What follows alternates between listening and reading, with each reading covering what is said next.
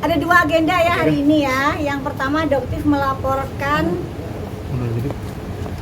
satu orang ya, yang ternyata dia juga dugaannya adalah seorang narapidana, mantan narapidana ya, inisialnya I, akunnya yaitu Miss Gossip ya. Jadi Doktif sudah laporkan. Jadi kemarin kan emang agak sulit ya kalau melaporkan tanpa terlapor menyebutkan nama langsung.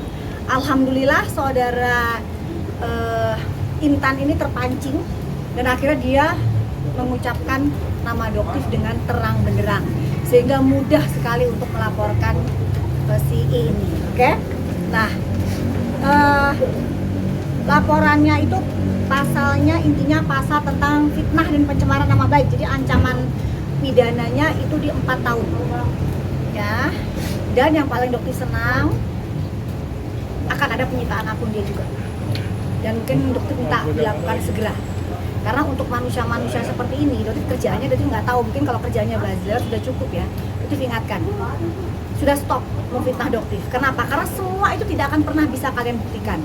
Ya, untuk saudara Intan dengan akun Miss Gossip yang mengatakan bahwa Doktif menjual produk berbahaya, ya, Doktif dikatakan mafia skincare, silahkan buktikan di depan penyidik. Doktif sudah melaporkan. Ya, jadi Doktif sudah kasih kamu panggung, Intan. Ya, dengan akun kamu Miss Gossip. Jadi jangan salahkan jika nanti akun kamu disita.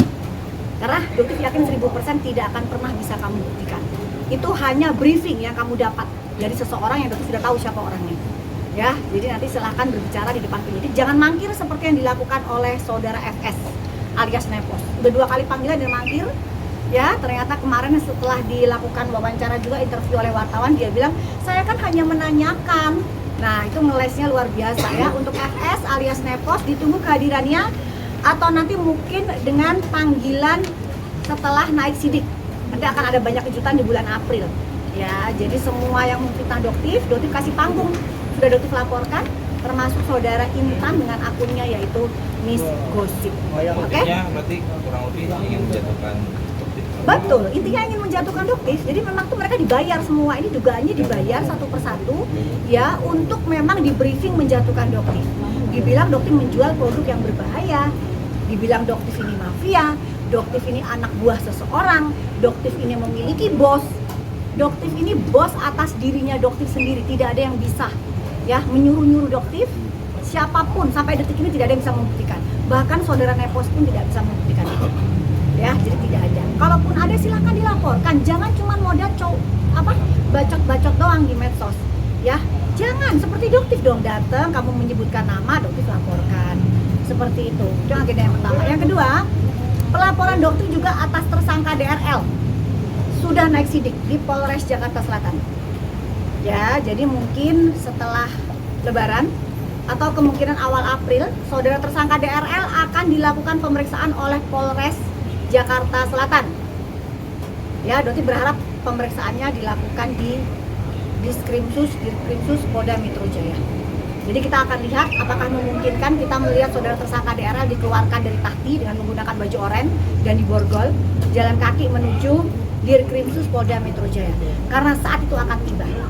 Ya, akun Doktif disita selama 9 bulan, maka Doktif meminta keadilan untuk penyitaan akun tersangka DRL dan YouTube dari tersangka DRL yang sudah mencemarkan nama baik Doktif. Meskipun konten tersebut sudah hilang, ya, jadi sudah dihilangkan, di take down oleh saudara tersangka DRL. Seperti itu. Oke? Dok, mungkin sedikit dong, kan di sisi lain ada laporannya SS terhadap Doktif nih. Udah naik sidik, mungkin tanggapan Doktif seperti apa? Itu sangat lucu sekali ya. Jadi sebenarnya sangat aneh. Doktif itu yang dilaporkan itu sebenarnya sesuatu yang tidak bisa diakses secara publik. Nah, Undang-Undang ITE itu baru bisa kena jika sesuatu yang dicemarkan tersebut atau merasa dicemarkan itu masuk dalam sesuatu konteks publik, jadi bisa diakses oleh publik. Sekarang Doktif tanya ke kalian, apakah WhatsApp itu bisa diakses secara publik? Silakan jawab, bisa tidak? Tidak bisa. Hello penyidik, tidak bisa ya. WhatsApp itu tidak bisa diakses secara publik kecuali orang yang tahu nomornya Doktif atau Doktif izinkan untuk melihat profil di WhatsApp Doktif. Kenapa tiba-tiba bisa naik? Itu Doktif pertanyakan. Dan ternyata diduga bisa naik sidik atas kesaksian dari saksi ahli. Nah, ada apa dengan saksi ahlinya? Sementara Dotif bertanya dengan ahli pidana, semua ahli pidana yang tegak lurus merah putih mengatakan tidak akan bisa naik sidik.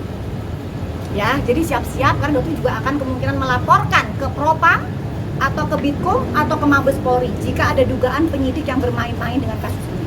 Tidak ada ya yang namanya siram menyiram di sini atau dikondisikan, apalagi di Polda Metro Jaya. Dotif akan tegas bersuara. Ya, WhatsApp adalah sesuatu yang tidak bisa diakses secara publik.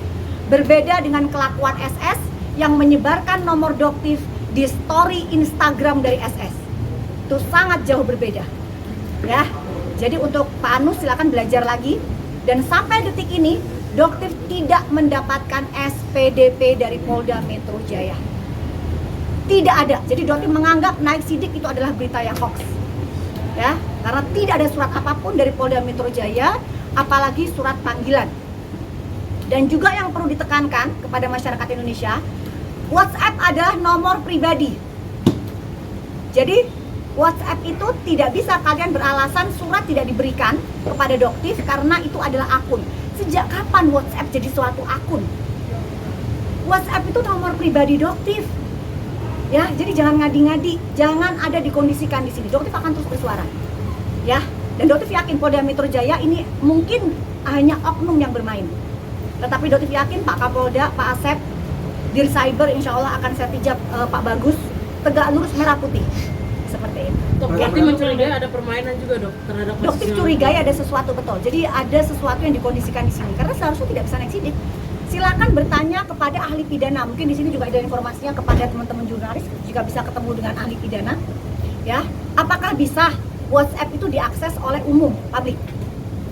Ya, yang tertutup apakah bisa? Seperti itu. Karena berdasarkan SKB 3 Menteri, sesuatu yang merasa dicemarkan tetapi dalam ruang tertutup tidak akan bisa masuk pasal pencemaran.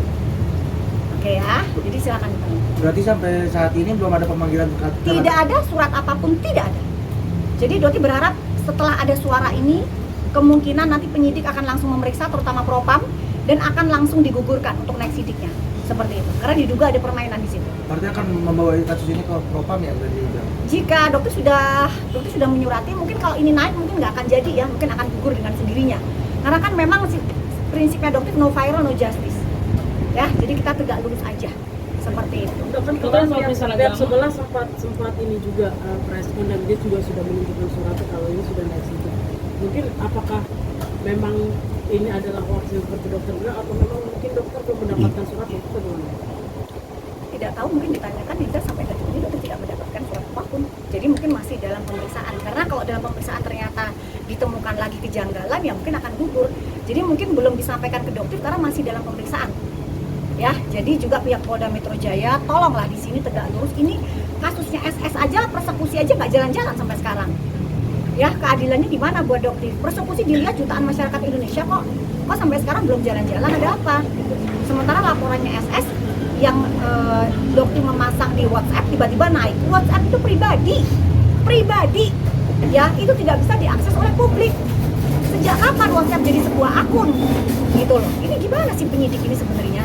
Seperti itu. Jadi Doti mohon pemeriksaan Propam dilakukan kepada Kasubnit, mohon diperiksa karena diduga ada pengkondisian di sini. Seperti itu. Kalau soal peristiwa agama yang dinolakkan sholat betul. Jadi begini ya, banyak pendapat di masyarakat ya biarin aja. Banyak kok yang Muslim nggak sholat, nggak puasa. Bukan itu guys poinnya. Ya poinnya Doti tegaskan di sini dia mempermainkan agama. Seperti itu, dia mau sholat kek, mau puasa enggak kek, silahkan itu urusannya dia sama Tuhan.